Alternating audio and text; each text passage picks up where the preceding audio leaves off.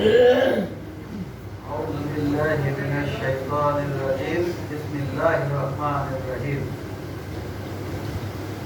মহেশচন্দ্রপুর পশ্চিমপাড়া জামে মসজিদের সম্মানিত খতিব সাহেব, উপস্থিত আছেন অত্র মসজিদের ইমাম এবং ম্যানেজিং কমিটির সব সদস্যবৃন্দ এবং উপস্থিত মুসল্লিবৃন্দ, আসসালামু আলাইকুম ওয়া রাহমাতুল্লাহ।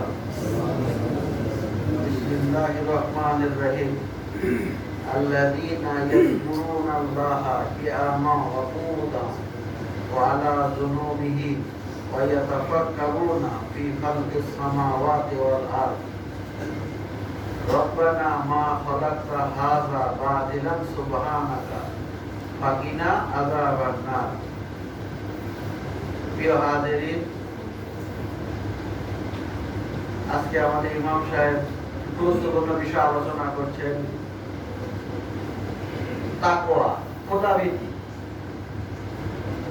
আমরা যে বিভিন্ন ধোঁকায় পড়ি, এর কারণটা কি? আমাদের মধ্যে খোদাভীতিটা নেই। ঈমান আগে থাকতে হবে। আপনি মেলা আমল করে লাভ নাই। আমলগুলো হচ্ছে আপনার সূর্যের মতো। আপনি অনেক আমল করেন, অনেক নামাজ কালাম পড়েন, অনেক দান খয়রাত করেন, অনেক শ্রদ্ধা করেন, সবই আদায় করেন, কিন্তু আপনার মধ্যে ঈমান নাই। মানে আল্লাহর প্রতি যে বিশ্বাস, আল্লাহ সব করতে পারে, আল্লাহর পক্ষ থেকে সবকিছু হয়। আল্লাহ ইচ্ছা করলে আবার কি করতে পারে? আমার সম্পদ বাড়াতে পারে, আবার কি কমাতেও পারে। আল্লাহ আমার কামাই রুজি যে কোনো মুহূর্তে বরকত দিতে পারে। এই যে বিশ্বাস, এই যে আকাঙ্ক্ষা, এটা হচ্ছে ঈমান। ঈমান হচ্ছে একটা সংখ্যা। ঈমান সব কি একটা সংখ্যা, এক মনে করেন। আর আমলগুলো আগে বলি আমি, আমলগুলা কি? সৈন্য। সংখ্যা ছাড়া কিন্তু স্বর্ণের কোনো দাম নেই। আর ঈমান যখন আপনার থাকবে, তখন ঈমান সংখ্যাটা সামনে বসবে। বসাবার কি? তখন সৈন্য যোগ হবে। আপনি আমল করবেন, তখন কি 10 গুণ, 100 গুণ, 1000 গুণ। এই জন্য ঈমানটা আগে থাকতে হবে, খোদাভীতি অবলম্বন করতে হবে। খোদাভীতির মাধ্যমে আল্লাহ মানুষকে অনেক অনেক পাওয়ার দিয়ে দেয়। যেমন হযরত ওমর রাদিয়াল্লাহু একদিন খুতবার সময়, খুতবার মাঝে হঠাৎ করে বললেন, হে সারিয়াতা উনজুরি ইলাল জাবাল। নামাজ শেষ হয়ে গেল, যাওয়ার পর মুসল্লি জিজ্ঞাসা করলো সাহাবারা, হে আমিরুল মুমিনিন, আপনি যে কথাটা বললেন, সারিয়াকে পাহাড়ের দিকে যেতে, যান সেনাপতিকে পাহাড়ের দিকে যাওয়ার জন্য নির্দেশ দিলেন, এটা তো খুতবার অংশ নয়। তখন ওমর রাদিয়াল্লাহু বললেন, এখান থেকে সিরিয়াতে একটা যুদ্ধ হচ্ছে। সেই মুহূর্তে ওমর রাদিয়াল্লাহু বললেন, সিরিয়াতে একটা যুদ্ধ সংঘটিত হচ্ছে। সেইখানে একদিকে ছিল সমতল রাস্তা, সমতল ভূমি, আর একদিকে ছিল কি? পাহাড়। সেনাপতি সৈন্যদেরকে নিয়ে ওই সমতলের দিকে যাচ্ছিল।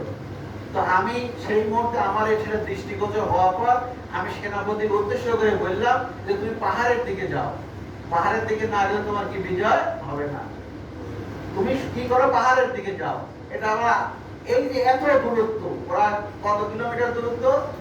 4-5 কিলোমিটার দূরত্ব কিন্তু সিরিয়া থেকে, যেখানে ওমর রাদিয়াল্লাহু খুতবা দিচ্ছিলেন।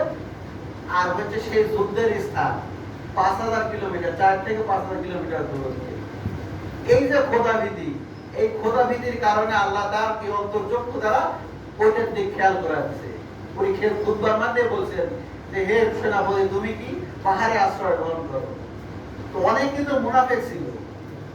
মুনাফিক বললে আমিরুল মুমিনিন অল্পে কথা বলে এটা বিশেষ করবো, ওরা কত সেই 5000 কিলোমিটার দূরে আছে, আর এখান থেকে বললো যে পাহাড়ের দিকে যাও।